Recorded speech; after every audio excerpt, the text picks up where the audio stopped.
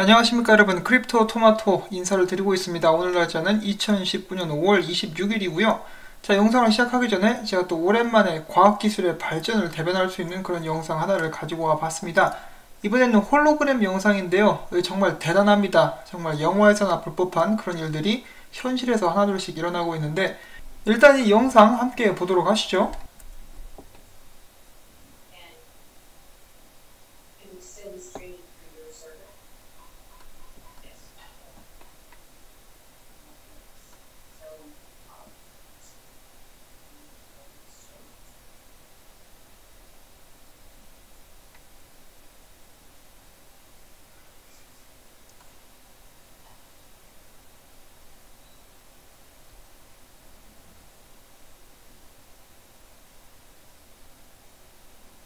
자, 대단하죠?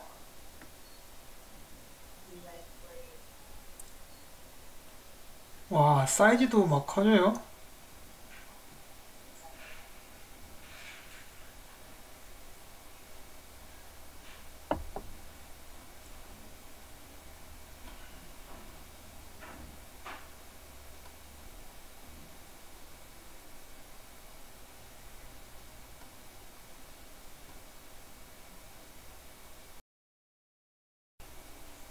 자, 일단 여기까지 시청을 하도록 하겠습니다.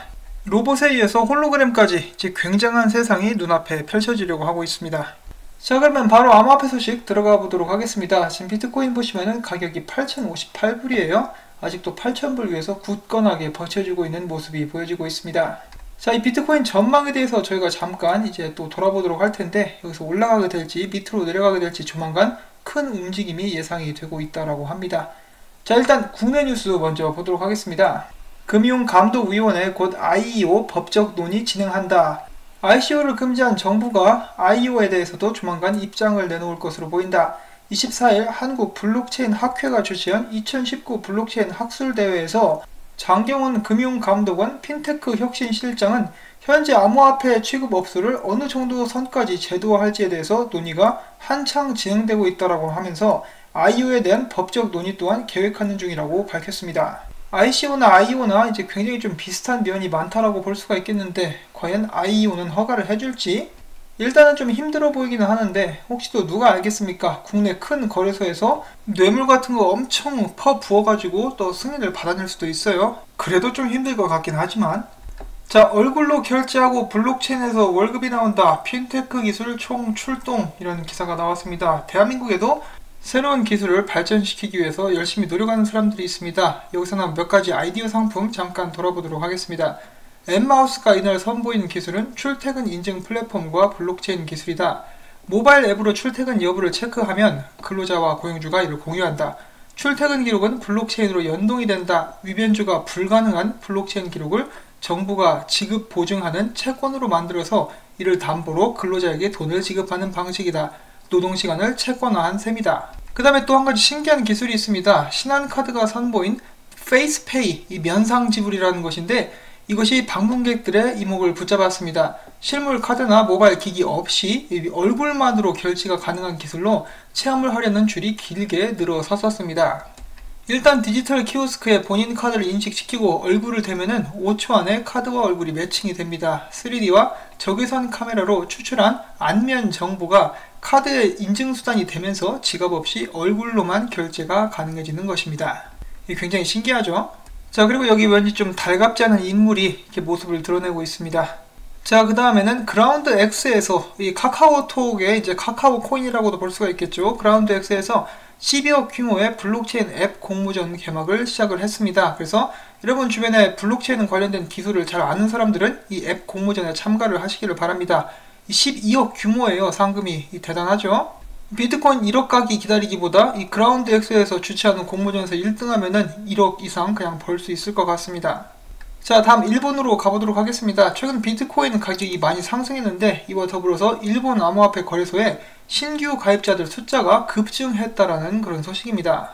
최근에 일본 암호화폐 거래소의 신규 계정 개설이 지난 2달간 최대 200% 이상 증가했습니다. 이제 일본의 거래소 중 하나인 비트포인트 신규 계정 수는 3월보다 3배, 4월보다 2배 뛰었고요. DMM 비트코인의 경우 3월 대비 2배, 4월 대비 1.5배 증가했습니다. 코인체크 거래소 역시 신규 계정도 3월에 비해서 3배가량 늘었고요. 코인체크는 이달 14일 로그인 기록이 3월 하루 평균치의 7배에 달하는 그런 엄청난 수치의 상승을 경험을 하게 되었습니다. 일본 거래소뿐만 아니라 세계 거래소도 상승 분위기를 타고 있는데요. 크립토 컴페어 4월 거래소 리뷰에 따르면 법정화폐 그리고 암호화폐 간 거래소는 85%, 암호화폐 간 거래소는 57% 이상 거래량이 증가했다라고 밝혔습니다. 비트코인 선물 시장을 지원하는 시카고 상품 거래소도 이달 최고 거래량 기록 갱신을 예상을 하고 있는 그런 상황입니다. 그럼에도 불구하고 이 잘못된 정보는 계속해서 나돌고 있다고 합니다. 비트와이즈에서 최신 보고서를 통해서 암호화폐 거래소들이 제공한 비트코인 거래량의 총합은 110억 달러를 기록을 했지만은 비트코인 현물 실질 거래량은 5억 5,400억 달러에 그쳤다라고 밝혔고요. 거래소들이 제시한 거래량 정보에서는 미국 거래소들이 차지하는 비중이 3% 미만이었지만은 실질 거래량에서 미국 거래소들이 차지하는 비중은 31%를 기록했다라고 진단을 했습니다. 자, 최근에 암호화폐 거래소 크라켄 부사장이 이런 말을 했습니다. 메이저 암호화폐 거래소 투자자들이 증가하고 있다. 투자자 증가 추이가 지난 불마켓보다 안정적인 추세를 보이고 있다.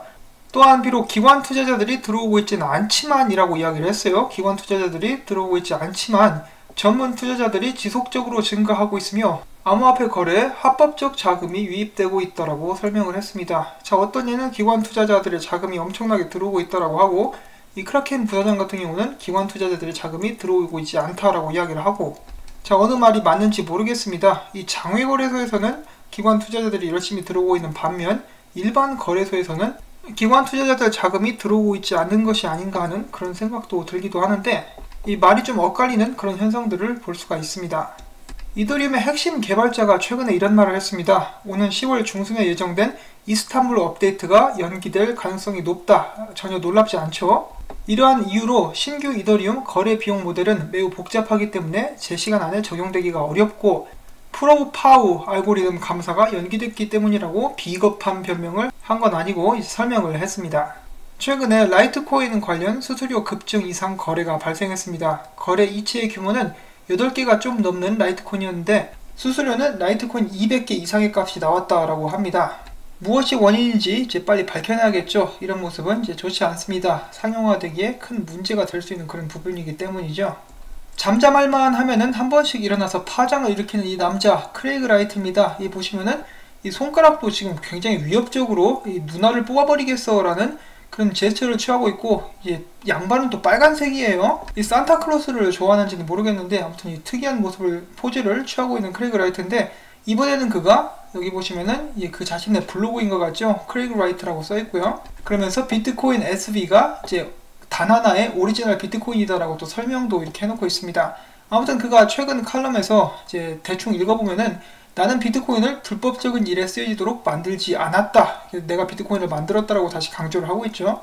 그런데 지금 그런 쪽에 쓰여지고 있고 이러한 이유로 비트코인은 사라지게 될 것이다. 그것도 순식간에 사라지게 될 것이다 라고 이야기를 했습니다. 그러면서 또 그는 바이낸스 등 여러 거래소들을 범죄에 악용되는 집단으로 묘사를 하기도 했습니다. 그냥 너나 잘하시면 안 될까요? 자, 그 다음 소식으로 이 비트코인 ABC를 이제 대표하는 남자죠. 이 로저 베어가 여기 있고요. 그 다음에는 비트코인을 대표해서 암호화폐 트레이더로 유명한 톰 베이스가 나왔습니다. 이 비트코인 캐시, 비트코인을 대표하는 이 두 사람이 나와서 이 논쟁을 벌였다라고 하는데 여기에서 이제 이 논쟁상에서 로저버가 압살했다 뭐 이런 이야기가 나와 있습니다. 그 근거로는 비트코인이 지금 현재 가격이 높아지면서 거래 수수료는 늘어나고 있고 전송시간 또한 오래 걸리고 있는데 비트코인 캐시는 이보다 훨씬 더 월등하다 뭐 이런 식으로 이야기를 했다라고 해요. 유치원생들 서로 싸우는 것 같죠. 자, 그 다음에 트위치라는 방송 플랫폼이 있습니다. 이미 아시는 분들이 많이 계실 텐데 이제 유튜브랑 좀 비슷하죠. 라이브를 할 수 있는 그런 방송인데 거기에서 이제 가장 잘 나가는 게임 스트리머가 있습니다. 이 사람이 10만 명 이상의 그 관객들 앞에서 나는 아무래도 브레이브 브라우저를 다운받아서 써야 되겠다 이런 식으로 발언을 했고 이제 더 많은 사람들이 이 브레이브 브라우저라는 것에 대해서 들어볼 수 있는 기회가 되었다라고 합니다. 자, 그 다음에는 여러분들께 도움이 될 수도 있는 그런 정보 하나를 공유를 하려고 합니다. 암호화폐 해킹으로부터 안전한 5가지 예방 대책이라는 기사인데요. bitgo의 엔지니어링 매니저인 숀 쿤스는 저는 10만 달러 상당의 비트코인을 도난당한 경험이 있습니다. 그때 그가 당했던 수법이 심 포트 공격이라는 것이었는데요. 이 미국에서는 심 스와핑으로 알려진 그 기술이 아닌가 싶습니다. 아무튼 이렇게 한번 크게 데이고 나서 그는 이제 앞으로 해킹당하지 않기 위해서는 이러한 방법들을 사용하는 것이 좋다라는 조언을 남겼는데, 그 첫 번째로는 여러분들의 암호화폐를 하드웨어 지갑에 보관을 하는 것입니다. 그리고 두 번째로는 문자 기반의 2단계 인증만으로는 부족하기 때문에 이 구글에서 나온 앱이라든지 그 밖의 인증 앱을 사용함으로써 모바일 디바이스를 물리적으로 취득할 필요가 있는 관리 형태를 권장한다라고 합니다. 세 번째로는 인터넷에서 불필요한 개인정보를 공유하지 않는 것, 특히 이제 사람들 중에 나 무슨 코인 몇 개 있다, 얼마치 투자했자 이런 것은 굉장히 위험한 발언입니다. 그 다음에는 구글 보이스 전화번호를 작성을 하는 것, 다섯 번째로는 중요한 아이디 정보 전용 전자메일 주소를 만드는 것이라고 합니다. 이렇게 해킹에 대비함으로써 본인의 자산은 본인 스스로가 먼저 지켜야 한다라는 주장을 펴고 있는 것인데요. 자, 이 하드웨어 지갑 이야기가 나와서 말인데, 이제 드디어 나노 측에서 이제 지갑들을 배송을 하기 시작했다라고 하죠. 이 나노 X를 주문하셨는데 못 받으셨던 분들은 지금 배송이 시작되어서 이제 곧 있으면은 받으실 수 있지 않을까라고 생각을 합니다. 특히나 이제 사전 예약을 하셨던 분들께는 이제 배송이 늦어지는 것에 대해서 미안하다라는 의미로 나노 S도 이렇게 덤으로 하나씩 주고 있다라고 하죠. 아주 바람직한 현상이라고 볼 수가 있겠습니다. 자, 아무튼 제 링크를 통해서 나노 지갑을 구매해 주신 분들께 다시 한번 감사의 말씀을 전해드리고, 이 지갑을 통해서 여러분들의 자산을 안전하게 관리하실 수 있기를 바랍니다. 자, 어제는 이 페이스북에 글로벌 코인이 나온다라는 소식을 전달해 드렸었는데, 이번에는 텔레그램에서 올해 3분기에 그들만의 블록체인 네트워크인 톤을 출시한다라고 밝혔습니다. 텔레그램은 2억 명의 사용자를 가지고 있고요. 이제 코인베이스보다는 한참 떨어지긴 하지만은 지난해 두 번의 암호화폐 공개를 통해서 17억 달러를 유치한 바가 있습니다. 미국에서 비트코인 A팀 기기로 유명한 코인비에서 앞으로는 미국 21개 주로 서비스를 확대할 예정이라는 발표를 했습니다. 자, 곧 있으면 비트코인 관련해서 큰 가격 변동이 예상된다라는 말씀을 드린 적이 있었는데, 많은 사람들이 비트코인이 곧 있으면 1만 달러를 찍을 것이라고 예상을 하고 있습니다. 미국 월가 출신의 유명 암호화폐 투자자인 맥스 카이저는 이렇게 이야기를 했는데, 최근에 테더가 1억 달러 규모의 USDT 테더 토큰을 추가 발행을 했다. 일반적으로 USDT 추가 발행은 비트코인의 시세를 견인하는 양상을 보인다라고 진단을 했습니다. 저도 이런 이야기를 꽤 많이 들었는데, 테더 발행을 많이 해가지고 그걸로 비트코인을 펌핑을 시킨다라는 것이죠. 자, 유명한 암호화폐 분석가인 돈 알트는 이렇게 이야기를 하고 있습니다. 지금 비트코인이 이 삼각수렴 안에서 정점에 달하고 있는데, 위로 튀든 아래로 쏘든 굉장히 빠르게 움직임이 일어날 수 있을 것 같다라고 예상을 하고 있고요. 이제 앞으로 한 4, 5일 후면은 이 삼각수렴이 끝나게 됩니다. 자, 과연 테더를 가지고 이 비트코인을 펌핑할 것인지, 아니면 알트코인을 밀어줄 것인지, 아니면 그거 그냥 꿀단지처럼 집안에 모셔놓을 것인지, 제가 곧 있으면 결과를 알 수 있게 될 것 같습니다. 이 날짜를 보니까 대충 6월 2일 정도 그 전까지 결과가 나오게 될 수 있을 것 같습니다. 지금 비트코인 모습을 보시면은 꽤 강합니다. 강하게 받쳐주고 있어요. 제가 어제 거래량은 좀 떨어진다라고 말씀드렸었는데, 아직까지 보시면은 이 8,000불대를 사수를 해주고 있습니다. 그만큼 밑에서 아직까지 강력하게 받쳐주는 힘이 있다라는 것이죠. 실제로 많은 분석가들이 비트코인이 앞으로 위로 쏘게 될 것이다라고 이야기를 하고 있습니다. 그럼에도 불구하고 이제 저도 항상 사람들의 이야기를 듣고 배우고 있는데, 지금 현재 비트코인 주봉을 보시면은 이 비트코인이 이 좋지 않은 캔들 모습을 보여주고 있습니다. 이것을 행잉맨이라고 그러죠. 이 행잉맨은 곧 있으면은 이제 하락 시그널이다, 여기서 팔아야 된다는 시그널이다 라고 사람들이 많이 예상을 하고 있다라고 합니다. 자, 보이시죠?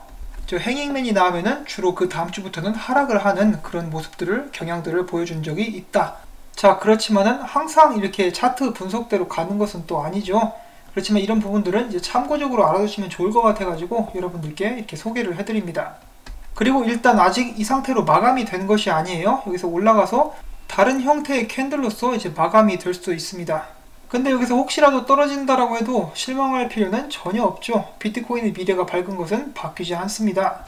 예를 들어서 마지막으로는 제가 이 기사를 한번 소개를 해드리려고 하는데, 이 피델리티 아시죠? 전세계 4위의 자산 운용 관리사입니다. 여기에서는 이 회사 자체가 비트코인과 사랑에 빠졌다라는 그런 기사인데요. 여기 보시면은 저스틴 문이라는 사람이 있는데, 이 사람은 피델리티 직원이라고 합니다. 이 사람이 트윗에서 이렇게 이야기를 했는데, 피델리티의 텍사스 지부는 이 A6 채굴기가 가득 찼다, 이 비트코인을 미친듯이 채굴하고 있다 라고 또 이야기를 해주었고요. 블랙타워 캐피탈의 창립자인 에리 폴은 피델리티는 암호화폐에 관해서 완전히 마음을 빼앗겼다, 피델리티는 계급별로 정말 많은 사람들이 이 암호화폐에 대한 열정을 보여주고 있으며 암호화폐 펀드 5개를 합친 직원 숫자보다도 더 많은 숫자의 피델리티 직원들이 암호화폐 프로젝트에 매달리고 있다라고 또 이야기를 해준 바가 있습니다. 자, 그리고 이런 식으로 지금 현재 암호화폐 및 비트코인에 빠져든 회사들이 한둘이 아니죠. 이런 식으로 강력한 힘을 뒤에 업고 있는 비트코인 같은 경우는 어떻게 보면은 이미 성공했다라고 볼 수도 있겠습니다. 저희들은 그 뒤에 같이 업혀가지고 잘 따라가야겠죠.